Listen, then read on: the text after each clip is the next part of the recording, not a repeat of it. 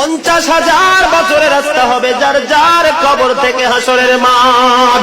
ফুলচেরাতে পুল হবে 30,000 বছরের রাস্তা। আমার উম্মত গুলো কিভাবে রে পায়ে হেঁটে তারা অতিক্রম করবে? বন্ধু নবী এমনি এমনি কাঁদেনি রে, নবী জানিয়ে দিয়েছে কাল কিয়ামতের ময়দানে উম্মত গুলো খালি পায়ে থাকবে, মাটি তো তামা থাকবে।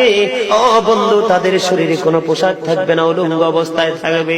এমন মা আয়েশা প্রশ্ন করলো, গো প্রাণের নবী, জানতে মনে চায় নবী গো, এই যে আপনার উম্মত গুলো উলঙ্গ অবস্থায় খালি পায়ে সবাই থাকবে গো নবী, তারা কি নারী পুরুষ একসাথে? কয় হ্যাঁ, নারী পুরুষ একসাথে। তারা কি কেউ কারো দিকে নজর দিবে না? এবার আমার নবী বলেছে, আয়েশা রে, কেমন করে নজর দেবে রে আয়েশা? বন্যার পানি যেমনি প্রবল বেগে বৃদ্ধি পেয়ে পৃথিবীর মানুষগুলোকে গ্রাস করে ফেলে, কাল কিয়ামতের দিন এই জাহান্নামের আগুন মানুষের দিকে বন্যার মতো প্রবল বেগে ছুটে এসে মানুষকে ঘিরে ফেলবে। এত ভয়ঙ্কর হবে রে আয়েশা কেরা, এত ভয়ঙ্কর হবে আসরের দিন, এত ভয়ঙ্কর হবে সেই দিন। আর সেদিন এত বিপজ্জনক হবে, একটা পুরুষ আর একটা নারীর দিকে তাকাইবার মতো